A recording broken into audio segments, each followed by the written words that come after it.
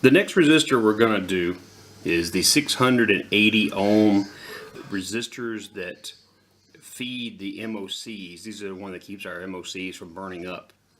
Now, there happen to be 16. It's a 16 channel board, so there's 16 of these. There are quite a bit. Once again, there they are.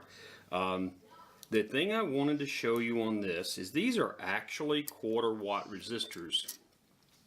And if you'll notice, I'm putting them here. Let me see if I can move them in here just a little bit and zoom in a touch.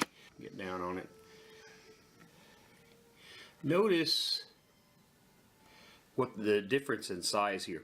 These are actually more like the size of an 1/8 watt, but these are special 1/4 watt resistors, and we bought these specifically for this board of the TR24s as a very, very small spacings, and it helps getting your resistor leads molded and into the slot. So I'm going to sit here, I'm going to point out where these go.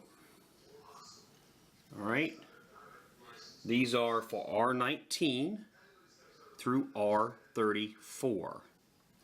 Okay, R19, R20, 21, 22.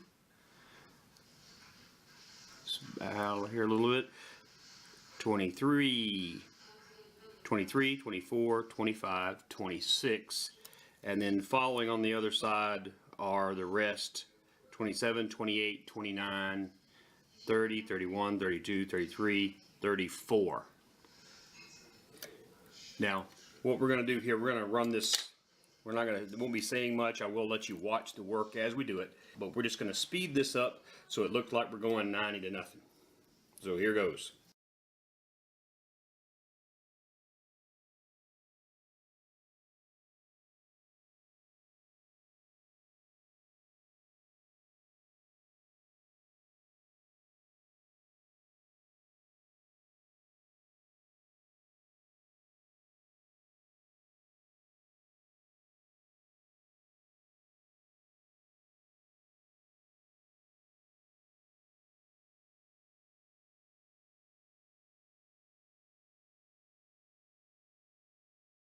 And welcome back. We're on the last few of these, and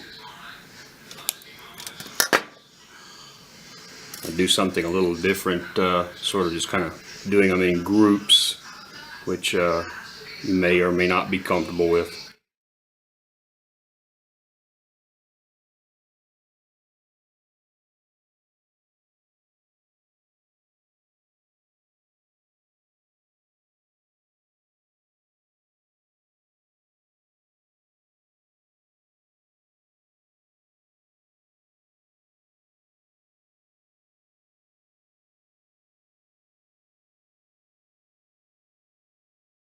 Bend the leads out like I've been doing all along.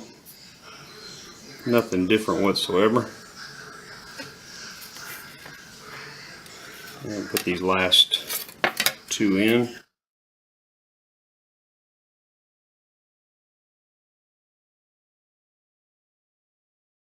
The leads on that one.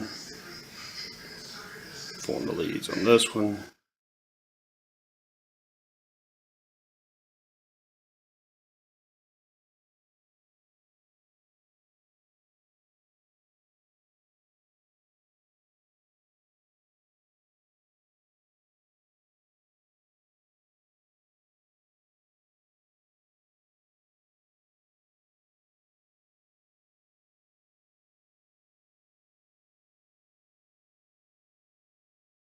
Lo and behold, I missed one down here on the bottom.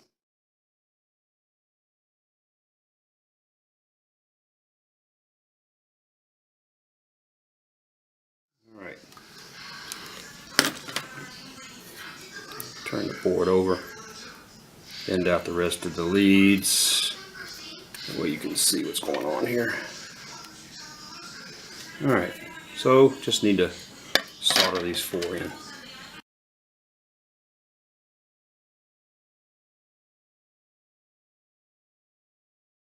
There's, so you can get a decent view of this.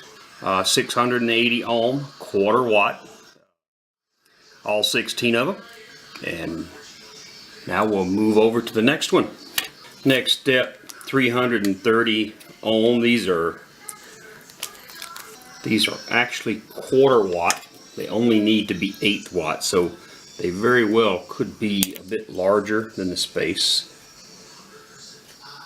Of course, all you gotta do is just change the way you bend them a little bit, and they'll fit just fine. This is R3, R4, and R5. R3, R4, and R5. 330 ohm. Gonna lay this resistor down.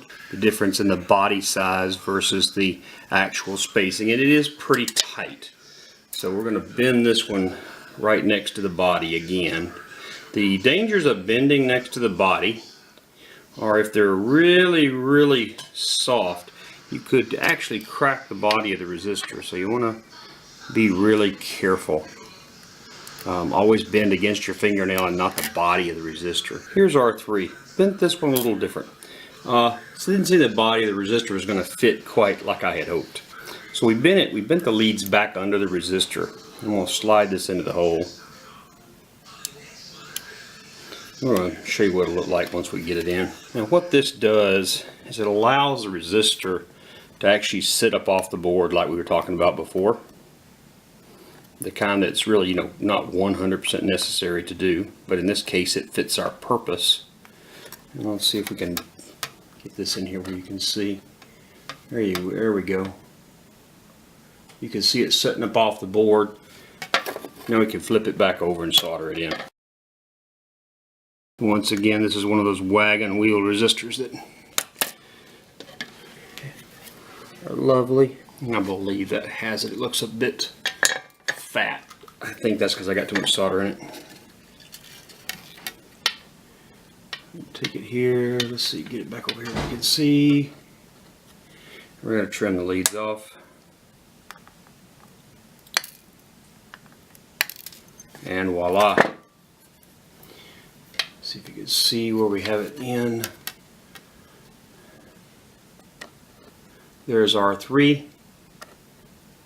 And we will complete R4 and R5 the same way.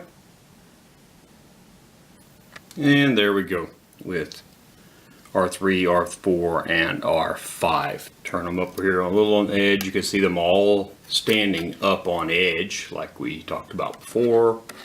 And only because that we can't get them to fit in that little gap. The only important part is they don't touch each other. And let's see if we can get a better shot of all three of them together. There you go.